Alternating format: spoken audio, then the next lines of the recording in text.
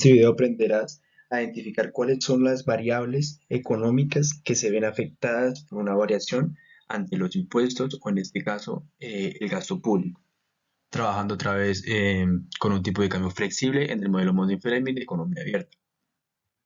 Antes de iniciar con nuestro análisis es importante hacer aclaración sobre varias variables que son importantes para el mismo. Primero iniciaremos con nuestra variable IS. Nuestra variable IS me representa lo que sucede en el mercado de bienes y servicios. Esta a su vez depende del consumo y mayúscula que es denotado como la inversión, el gasto y las exportaciones netas. Por otro lado tenemos nuestra variable LM. La variable LM o la curva LM es la que me representa lo que sucede en el mercado financiero. Esta depende a su vez de la renta interna y de la tasa de interés internacional que es denotada como I', perdón, como I asterisco. Por otro lado tenemos X que es denotado como nuestras exportaciones dependen de F por la renta internacional, que es Y asterisco, y el tipo de cambio real. IMP, que son nuestras importaciones, dependen de la renta interna y el tipo de cambio real. Por otro lado, el tipo de cambio real depende del tipo de cambio nominal, denotado como E minúscula, y multiplicado por los precios extranjeros sobre los precios reales. Ahora, la tasa de interés local depende menos, es igual a menos las importaciones respecto de K, que esta es una proporción o una sensibilidad, te lo explicaré más adelante, más M, que también es una proporción o sensibilidad respecto a la renta sobre, sobre K, más nuestra tasa de interés internacional. Y por último, tenemos nuestro saldo en la balanza de pagos. La balanza de pagos es aquella que contabiliza los flujos de bienes y servicios flujos bienes, servicios y capitales que el país intercambia con el resto del mundo. Ahora bien, dentro de la balanza de capitales hay tres cuentas que realizan funciones muy importantes. La primera cuenta es la cuenta corriente. Dentro de la cuenta corriente hay una subcuenta que es la balanza comercial. Esta se encarga de registrar la entrada de registrar las exportaciones e importaciones que la economía o que el país hace con el resto del mundo. Seguidamente sigue la cuenta de capital y de capitales y financiera. Esta cuenta me registra la entrada y salida de capitales que se hacen. Y por último tenemos las reservas internacionales. Sin embargo, esta cuenta, las reservas internacionales no tendrán no van a cobrar tanta preponderancia para este caso. Sin embargo, va a cobrar más preponderancia cuando se trabaje con un tipo de cambio fijo. Ahora bien, tenemos que nuestro saldo en la balanza de pagos es igual a NX, que es denotado como exportaciones netas, y nuestras exportaciones netas son iguales a exportaciones menos nuestras importaciones, más la cuenta de capitales. Y nuestra cuenta de capitales depende de la variable K, a su vez por la diferencia entre la tasa de interés nacional y la tasa menos la tasa de interés internacional. Estamos asumiendo que vamos a trabajar con perfecta movilidad de capitales en una economía abierta, por ende los bienes son sustituibles o son transables, es decir, son todos los bienes que se pueden exportar e importar. Y sí, solo sí, trabajando en perfecta movilidad de capitales, la tasa de interés nacional con la tasa de interés internacional siempre van a igualar, se van a tender al equilibrio. Por otro lado, tenemos que, dado que no hay restricciones, los activos se mueven libremente y no hay riesgo para la inversión. ¿Por qué?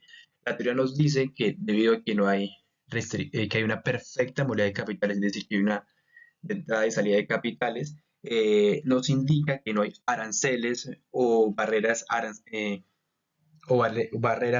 aduaneras que me impidan la entrada y salida de esos capitales. También que no hay competencia, una competencia local fuerte para que impida este tipo de flujos. Y por último, no hay unas barreras legales que también impidan esa entrada. Se concluye que debido a estas características de perfecta movilidad de capitales, que no hay barreras para la entrada y salida de capitales, esos flujos se pueden realizar de una manera inmediata, entonces se asume que la economía de sus países no tienen riesgo, es decir, el riesgo país aquí en este caso es nulo o es cero. Para trabajando bajo perfecta movilidad de capitales, es importante recalcar que nuestra cuenta de capitales depende de la variable K y a su vez esta depende de la tasa de interés internacional perdón, de la tasa de interés nacional menos la tasa de interés internacional. Ahora, esta variable K en términos económicos la vamos a reflejar o va a tender a infinito debido a que esta variable K tiene como una sensibilidad del flujo de capitales, pues respecto a la tasa de interés nacional y la tasa de interés internacional. Es decir, como estamos trabajando bajo perfecta movilidad de capitales, esta variable K va a tender a infinito, dado que no hay restricciones para la entrada y salida de capitales. Por eso esta variable K va a tender a infinito. Y esta variable K también se puede entender como una proporción o una elasticidad de las entradas y salida de capitales. Entonces, ¿qué sucede si yo cojo, si tomamos nuestra variable, si tomamos nuestra ecuación, si tomamos nuestra ecuación de la tasa de interés nacional y la derivamos respecto a la renta, pues nos va a dar lo siguiente, nos va a dar la proporción M, que es una proporción respecto a la renta, sobre K. En este caso, K estamos afirmando de entrada que tiende al infinito y cuando dividimos algo sobre infinito, esto es cero. Entonces, en este caso si reemplazamos en la función la tasa de interés nacional K, en ese caso aquí nos va a dar cero, aquí nos va a dar cero y por ende entonces la tasa de interés nacional va a ser igual a la tasa de interés internacional. Ahora bien, una última cosa que hay que recalcar. Debido a que esto es cero, esto me va a determinar la pendiente de la curva BP, de la balanza de pagos. Tenemos tres tipos de pendientes en este caso. Podría ser una pendiente positiva, como lo es una función de oferta, una pendiente negativa, como pues lo podría ser una función de demanda, o una pendiente completamente plana, como lo es en este caso la curva BP. Pero porque en este caso la curva BP tiene una pendiente plana, debido a que al realizar la derivada esto nos da cero y la derivada, la definición de derivada es que es la pendiente de la recta tangente en un punto, es decir, cuando nos dio cero esto nos determina la derivada, en este caso de nuestra recta BP. Ahora, ¿qué es lo que sucede cuando se quiere hacer una política fiscal expansiva? El gobierno puede hacer uso de dos mecanismos para hacer una política fiscal, ya sea expansiva o contractiva, ya sea por el método de los impuestos o por el método del gasto. En este caso, quiere hacer una política fiscal expansiva aumentando el gasto. Inicialmente, aumenta el gasto. El aumento del gasto hace que se incentive mi demanda agregada y por último que aumente la producción. Ahora, este aumento de la producción viene acompañado de un trasfondo donde también aumenta pues, los salarios y el empleo. Entonces, al hacer que aumenten los salarios y el empleo, va a hacer que mi demanda agregada aumente. En este caso, mi demanda agregada va a aumentar, porque al momento de que aumentan los salarios, los individuos de esta economía van a tener mayor preferencia por la liquidez, es decir, por el dinero, y van a querer hacer más transacciones dentro de esa misma economía. Y al querer hacer más transacciones, la tasa de interés va a aumentar. ¿Por qué? Porque cuando los individuos quieren hacer más transacciones, también quieren adquirir más, como tienen más preferencia hacia la liquidez, también van a tener preferencia sobre adquirir préstamos en el sistema bancario. Entonces, al haber muchos individuos que quieren adquirir préstamos en el sistema bancario, la tasa de interés va a aumentar en este caso para equilibrar la demanda de préstamos. Por otro lado, dado que la tasa de interés nacional aumentó y en este caso vemos que la tasa de interés nacional es mayor que la tasa de interés internacional, se va a presentar una entrada de capitales. Cuando decimos que se presenta una entrada de capitales, quiere decir que hay una gran cantidad de dinero extranjero en nuestra economía. Ahora, dado que hay una gran cantidad de dinero extranjero en nuestra economía, la cuenta de capitales, que es aquella que registra la entrada y salida de capital, va a ser mayor a cero. En ese caso, cuando decimos que es mayor a cero, estamos asumiendo que esta cuenta de capitales es superávit. Y debido a que esta cuenta está dentro de la balanza de pagos, la balanza de pagos también va a ser mayor a cero y va a estar en superávit en este caso. Por último, debido a que hay una entrada de capitales, mi oferta de divisas denotada como OD es mayor a la demanda de divisas denotada como DD. Es decir, en este caso, al momento de yo querer intercambiar unidades de moneda local por una unidad de moneda extranjera, voy a tener que dar menos unidades de moneda local. En términos sencillos, va a ocurrir es una apreciación del tipo de cambio, es decir, mi moneda local se va a apreciar, el tipo de cambio va a caer el tipo de cambio nominal y por ende también va a caer el tipo de cambio real.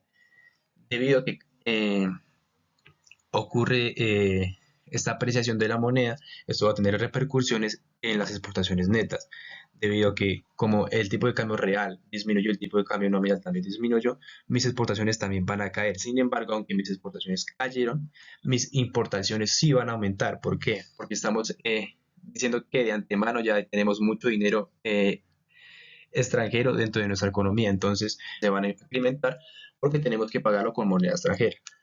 Ahora, debido a que las importaciones son mayores que las exportaciones, nuestras exportaciones netas van a ser menores a cero. Entonces estamos asumiendo aquí que hay un déficit de nuestras exportaciones. Y debido a que hay un déficit, debido a que hay un déficit, eso me va a causar que la demanda agregada disminuya y por último que disminuya la producción.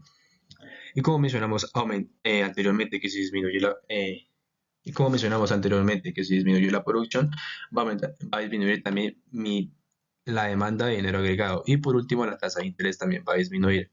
Aquí este punto es muy importante. Aquí ya estamos afirmando que la tasa de interés nacional es igual a la tasa de interés internacional cuando disminuye. Porque aquí cuando disminuye, entonces estamos diciendo que no hay una entrada ni salida de capitales extranjeros. Entonces estamos asumiendo que nuestra cuenta de capital es igual a cero. Cuando decimos que nuestra cuenta de capital es igual a cero, quiere decir que no hay un déficit, no hay un superávit. Y lo mismo sucede con nuestra balanza de pagos. No hay un superávit ni tampoco hay un déficit, está en equilibrio. Ahora bien, veamos lo que sucedió aquí en el mecanismo de transmisión en la gráfica. Estamos partiendo de un punto donde la tasa de interés nacional es igual a la tasa de interés internacional. Partimos con la curva de P que es completamente plana. Tenemos por el otro lado la curva IS, que es la que me representa lo que sucede en el mercado de bienes y servicios. Y por último tenemos la curva LM. Al momento de cruzar estas dos curvas, la IS y la LM, con la BP, me representa el equilibrio en la economía. Ahora, estamos partiendo de un aumento en el gasto público. Este aumento en el gasto público va a hacer que mi demanda agregada aumente y que la producción aumente. Estas variables van a hacer que la curva IS, que es la que me representa lo que sucede en el mercado de bienes y servicios, se mueva hacia la derecha. En este caso, aquí vemos como la curva IS se movió del equilibrio E sub 0 al equilibrio E sub 1, se movió hacia la derecha, es decir, en este caso aumentó mi producción. Ahora, por otro lado, debido a que hubo una entrada de capitales y eso causó la apreciación de mi moneda y por ende causó un déficit en mis exportaciones netas, va a hacer que ese aumento de la demanda agregada disminuya. Es decir, va a retornar nuevamente aquí a su punto inicial. La IS hizo este recorrido, subió y nuevamente volvió acá a su punto inicial. Es decir, subió a E sub 1 y nuevamente bajó al equilibrio de sub 0, retornó nuevamente aquí a su punto inicial.